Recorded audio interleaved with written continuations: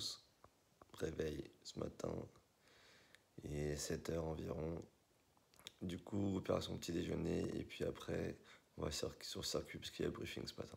Bon, on est en route pour le circuit de Spa. Petit soleil ce matin, c'est plutôt agréable. Par contre, je sais pas ce qui se passe en Belgique. Mais hier soir, 21 h 30, toutes les cuisines étaient fermées. J'ai pas pu prendre mon dîner. J'ai rien trouvé, aucun restaurant ouvert dans le centre de Spa. Et là, ce matin, 7 h, pareil, le petit déjeuner de l'hôtel n'était pas servi. Donc, autant vous dire que j'ai le ventre vide et on va essayer de trouver un petit truc à manger. Bon, est-ce que c'était fermé hier soir parce qu'ils étaient menés 2-0? Je sais pas. En tout cas, ils ont gagné 3-2. Peut-être qu'à 3-2, j'aurais dû essayer de redescendre, voir si c'était réouvert. Donc là, il est environ 7 h 30. J'arrive sur le circuit bientôt et on a le briefing à 8 h 30. Vu qu'on roule les 2 journées, pour que ce soit plus intelligent en termes de roulage, on a divisé les 2 jours. Donc en fait, j'ai mes 2 coéquipiers italiens qui vont rouler la majorité du temps aujourd'hui. Et avec mon coéquipier chinois et moi-même, on va rouler majoritairement demain. Donc après, il y a peut-être des petites exceptions. On va peut-être un peu rouler aujourd'hui. On va voir comment ça se passe. Mais le fait de séparer comme ça les pilotes, ça nous permet d'avoir plus de temps de roulage et de plus travailler sur les sensations, sur le setup de la voiture. Plutôt qu'avoir 4 pilotes qui donnent un ressenti et ça part un peu dans tous les sens. Bonjour. Donc là on voit qu'il y a encore des camions en bas. Donc là il y a Lexus, Mercedes qui est là. Ça c'est les anciens stands. Et en haut c'est les nouveaux stands F1. Là on passe juste à côté du circuit.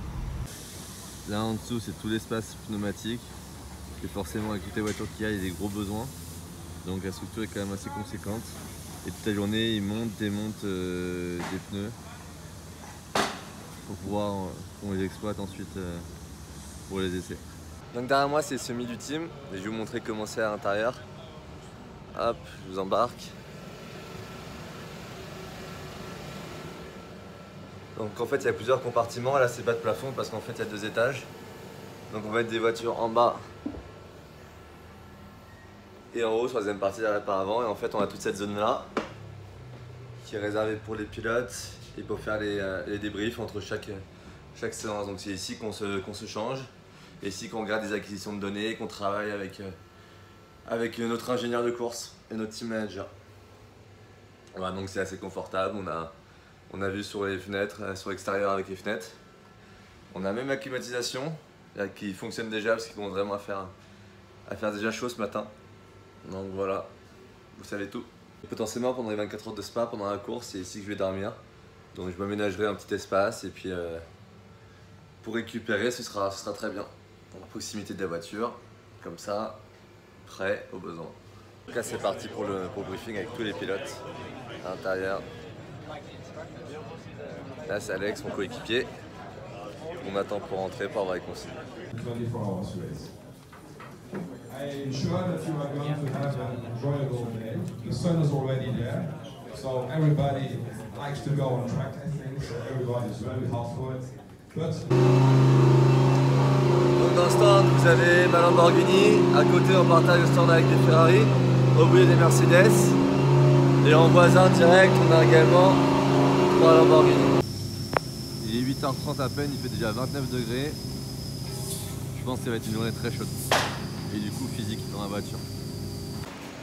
Si vous voulez mon astuce pour savoir quand est-ce qu'un circuit est un très beau circuit, c'est pas le tracé, c'est pas l'histoire, c'est regarder les stands et voir s'il y a des toilettes. Et là il y a des toilettes, donc déjà c'est un bon point. Et le deuxième point, à l'intérieur des stands, c'est voir si les toilettes possèdent une lunette. Et là c'est le cas aussi. Donc on a des toilettes dans le stand et en plus avec une lunette, et là je t'assure que tu es sur un très beau circuit. Donc là il est 9 h tout pile, drapeau vert, les voitures vont partir. Donc là on est en train de faire le fuel sur la voiture. Il y a mon coéquipier qui se prépare, et Lamborghini d'à côté également se prépare. Il fait beau. On voit les premières voitures qui partent. Et c'est parti pour la première journée d'essai.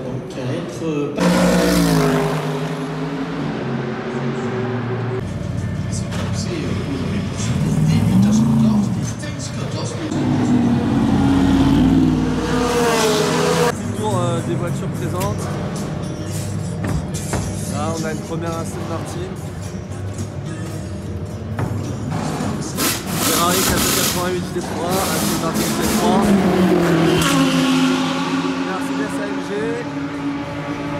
Et Nissan GTR. Avec le partenariat avec Gran Turismo. Là, on a d'autres Lamborghini. Aston, Mercedes, Bentley avec l'ancienne, sachant qu'il y a aussi la nouvelle.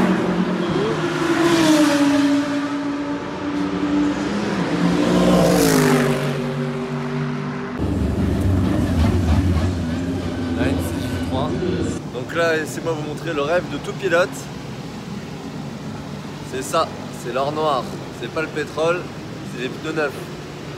Donc vraiment, quand on roule avec les pneus neufs, le gain de performance est bien plus important, mais la performance maximale du pneu ne dure pas très longtemps. Ce qui fait qu'en fait, l'utilisation des pneus neufs est très courte. Donc en qualification, on n'a que quelques tours pour faire un bon chrono, et un train de pneus coûte très cher comme ça. Donc quand on en a sur la voiture, on est content parce que c'est là où le grip de la voiture est le maximal. Et là, ce petit machin là, en fait, ça souffle de la chaleur et ça permet de maintenir les pneus en haute température pour qu'ils soient chauds. Voilà, on a une cabane chauffante, ça s'appelle. Donc on met les pneus dedans. Par ici, il y a, en fait, ça souffle de l'air très très chaud et ça vient garder les pneus en très haute température. Ce qui fait que dès qu'on sort avec la voiture, on a les pneus chauds directement sur la voiture, on n'a pas besoin de chauffer les pneus. Donc là, il y a mes coéquipiers qui sont en train d'étudier le tour. Bon, c'est bien sérieux, comme vous voyez. Donc là, c'est la partie ingénierie. C'est là qu'on travaille beaucoup tous les réglages de la voiture, comment la torsion se porte, etc. Donc c'est là on regarde des vidéos sur la caméra embarquée, qu'on regarde aussi les datas, les qui sont données. Donc là, la voiture est en chauffe. Alex est dedans, il va pas tarder à partir.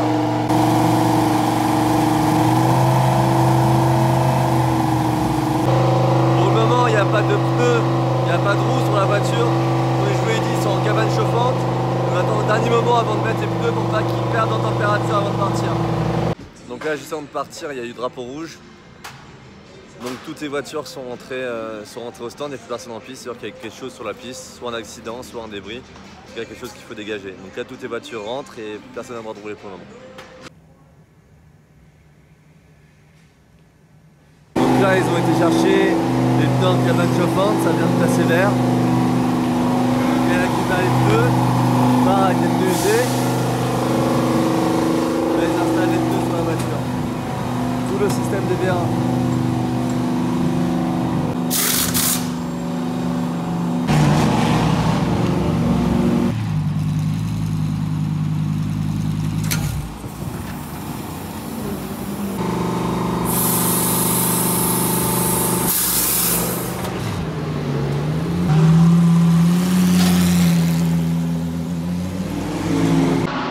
Là, je me suis changé parce que normalement je devrais rouler un peu ce matin, mais bon, avec le retard qu'on a eu à cause du drapeau rouge, je sais pas si je vais pouvoir rouler. Donc j'ai mis mes affaires unifugées. Donc on a des sous-vêtements unifugés, on a des t-shirts, on a les pantalons, on a bien sûr la combinaison, les chaussettes sont unifugées, on a des chaussures spécialement pour la course également. Donc tout ça doit être homologué, tout l'équipement du pilote doit être homologué, répond à certaines normes qui sont celles de la FIA, parce que c'est un championnat FIA, donc Fédération Internationale de l'Automobile. Je peux vous dire qu'avec le soleil qui tape hyper fort et la combinaison et les affaires, il fait vraiment très chaud là et encore je suis pas dans la voiture.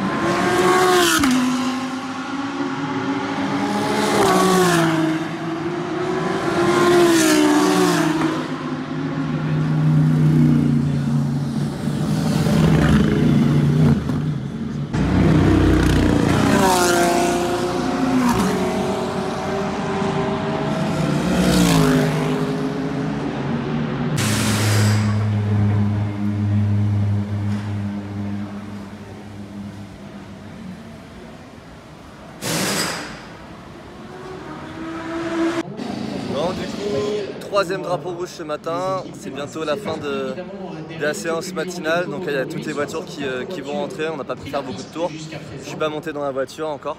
Donc vous allez voir, on va assister à un joli défilé de voitures. Hop, je vous fais la mise au point.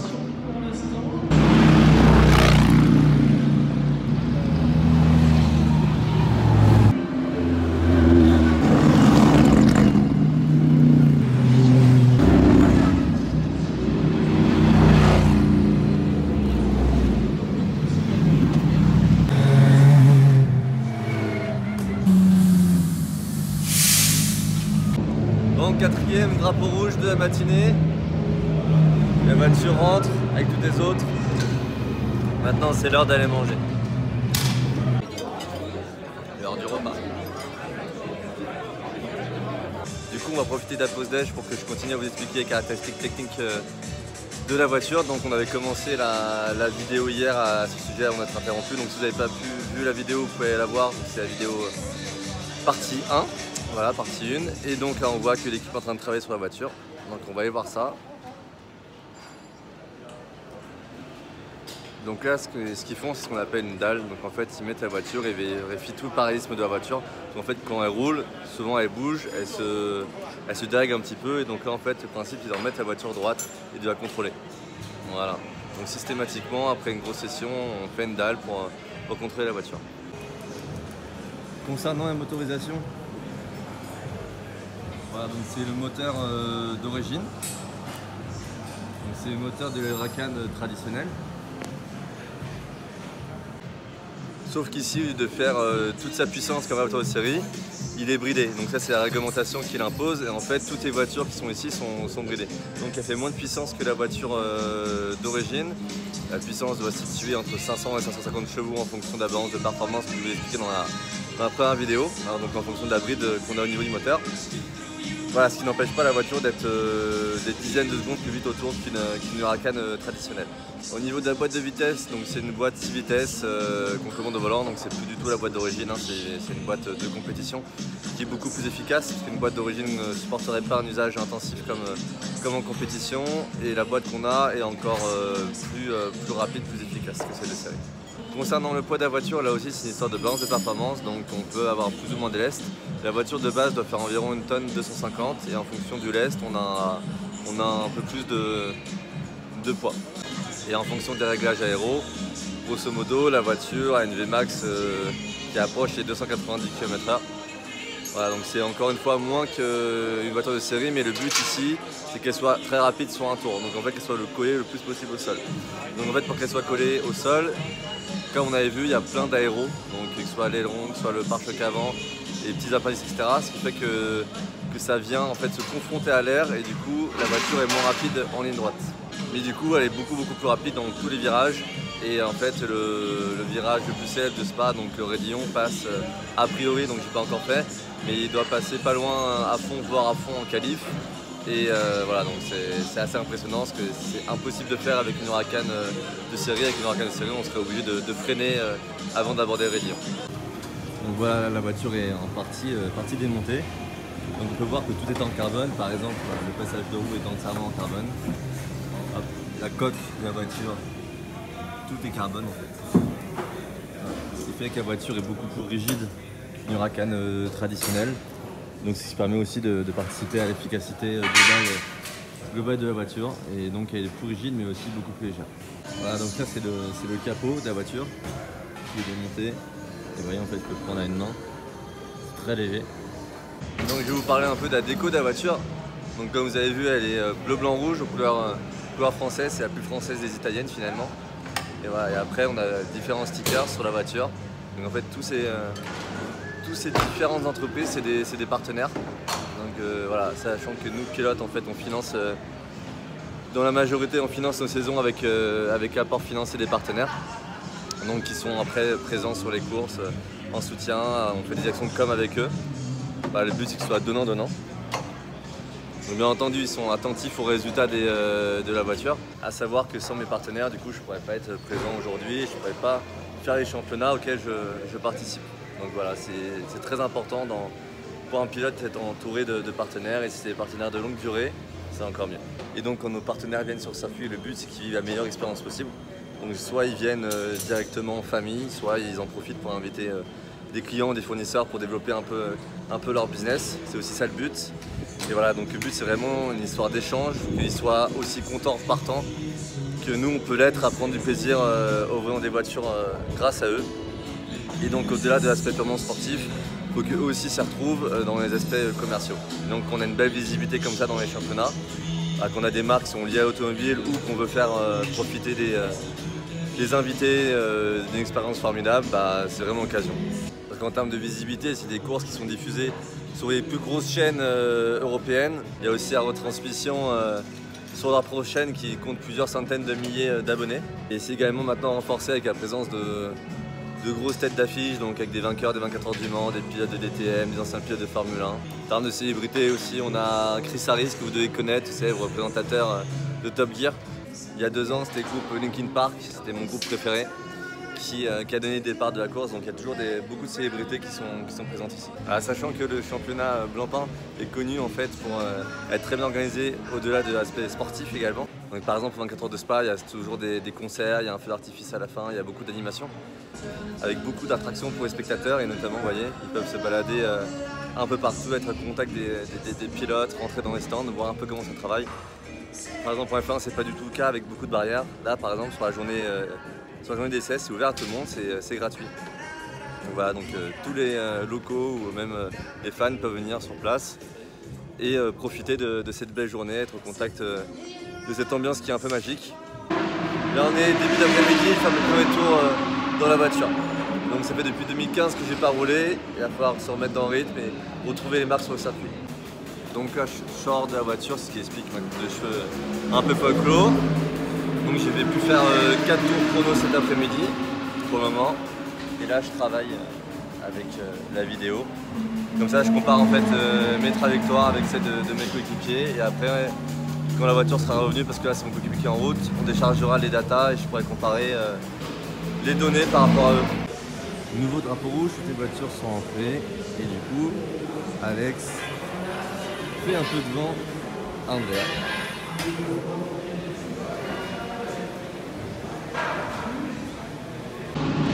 Bon, il reste plus d'1h30 de roulage aujourd'hui.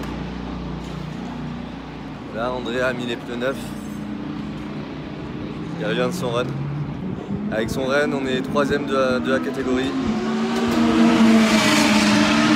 Même si on sait très bien que les essais ça veut rien dire parce qu'on ne sait pas qui roule dans quelles conditions. Ça donne juste un aperçu. Parce qu'il y en a qui ont des pneus neufs, d'autres qui passent les pneus neufs à un autre moment. Quand la piste est plus chaude, plus rapide, et avec de l'essence, moins d'essence. Donc on ne sait jamais trop ce qu'il en est en fait.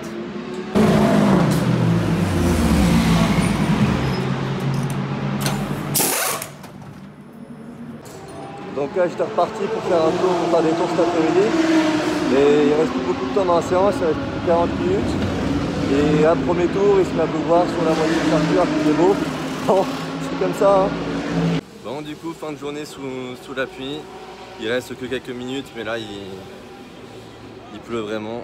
Si on peut le voir. Voilà. Donc aujourd'hui, j'aurais fait que quelques tours et normalement, je devrais rouler plus demain. Là, j'ai fait que 4 tours, au moins, ça m'a permis de mettre un peu le tracé en tête et en espérant qu'on roule beaucoup plus demain, quoi. Pourtant il est pas loin le soleil, hein. Là il y a plein de bleu. C'est juste ce gros nuage qui vient perturber tout ça. Donc fin de journée sur le circuit de Spa, à peu près 19 h, le beau temps est revenu. J'espère que ça va se maintenir pour demain. Et maintenant je vais débriefer un peu avec le team par rapport à la journée. On va organiser un peu la journée de demain et ensuite direction le restaurant et le dodo.